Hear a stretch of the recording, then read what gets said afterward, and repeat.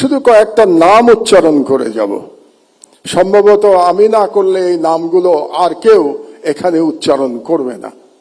তো সেই নামগুলো উচ্চারণ করে আমার বক্তব্য আমি শেষ করে দেব। প্রথমে যে নামটি আমি উচ্চারণ করতে চাই, তিনি আমাদের গাজী ভাই, মরহুম গাজী ভাই রুহুল আমিন গাজী। তাকে ভুয়া মামলায়, ক্যান্সার আক্রান্ত গাজী ভাইকে ভুয়া মামলায় জেলখানায় রেখে বিনা চিকিৎসায় মৃত্যুর দিকে ঠেলে দেওয়া হয়েছে। আমাদের ম্যাডামের মতো, ম্যাডামকে যেমন বিনা চিকিৎসায় ভুয়া মামলায় মৃত্যুর দিকে ঠেলে দেওয়া হয়েছিল। দুর্ভাগ্যের বিষয় হলো, আজকে যারা মিডিয়ার স্টল ওয়াটার এখানে বসে আছেন, তারা কেউ গাজী ভাইয়ের জন্য টু শব্দ উচ্চারণ করেন নাই। এটাই বাস্তবতা। 2 নম্বরে আমি নাম বলতে চাই আসাদ ভাইয়ের।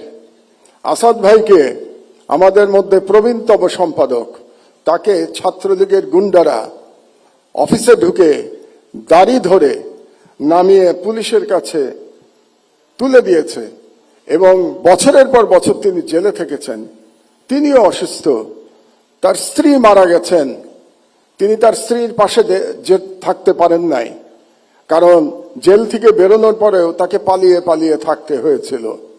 আসাদ ভাইয়ের জন্যে কোনো এলিট সম্পাদক আওয়াজ তোলেন নাই। এটাই বাস্তবতা। বাংলাদেশের সংবাদ মাধ্যমের বাস্তবতা ছিল 16 বছর। আমি নাম বলবো শফিক রহমান ভাইয়ের। শফিক ভাই আমার পাশে বসে আছেন। আমরা পাশাপাশি সেলে জেলে ছিলাম। সানবিট সব দিবে সামাল। সানবিট ম্যাজিক প্রেস ডিশওয়াশিং এর মাথা ঘোরানো সলিউশন। 80 বছর বয়সে শফিক ভাইকে মাটিতে শুয়ে থাকতে হয়েছে। টয়লেটে যেতে পারতেন না, কারণ ওই টয়লেটে কমোড ছিল না। বেশ কিছুদিন শীতের মধ্যে মাটিতে পড়ে থাকতে হয়েছে, উনি উঠতে পারেন নাই।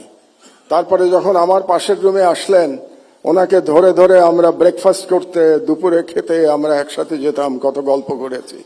শফিক রহমানের জন্য কেউ আপনারা দাঁড়ান নাই। এটাই ছিল ফ্যাসিবাদের চরিত্র। আরেকজনের নাম বলি কনক সরোয়ার।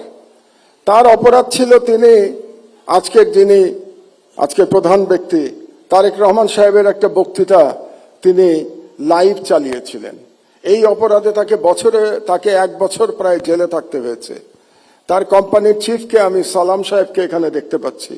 শুধু তাই না, তার বোনকে ভুয়া মামলায়, ড্রাগের মামলায় একজন মহিলাকে, একজন গৃহবধূকে মাসের পর মাস জেলে থাকতে হয়েছে। সংবাদ মাধ্যমের বিবেক জাগ্রত হয় নাই। এটাই বাংলাদেশের সংবাদ মাধ্যমের ইতিহাস।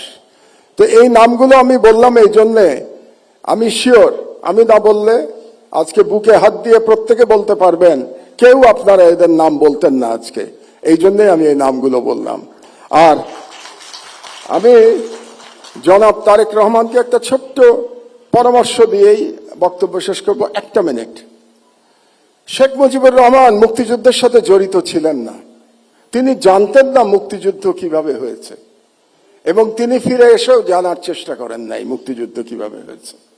তাকে আওয়ামী লীগের লোকজন যা বলেছে এবং ভারতীয় পক্ষ যা বলেছে সেটাকেই তিনি ধরে নিয়েছিলেন। এটাই মুক্তিযুদ্ধের ইতিহাস ছিল। এই জন্যই তিনি ব্যর্থ হয়েছিলেন। জনাব তারেক রহমান, আপনি 17 বছর দেশে ছিলেন না, আপনি জানেন না এখানে কি হয়েছে।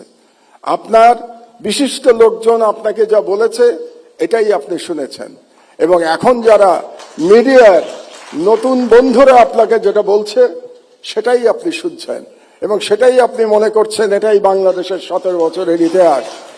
বাংলাদেশের 17 বছরের ইতিহাস এটা না। সেই ইতিহাস আমি বর্ণনা করব ভবিষ্যতে যদি আপনি এরকম কোনো অনুষ্ঠানের আয়োজন করেন এবং সেই অনুষ্ঠানে আমাকে 15 মিনিট সময় দেন, তাহলে বাংলাদেশের মিডিয়ার ইতিহাস, 50 বছরের ইতিহাস আমি বর্ণনা করব।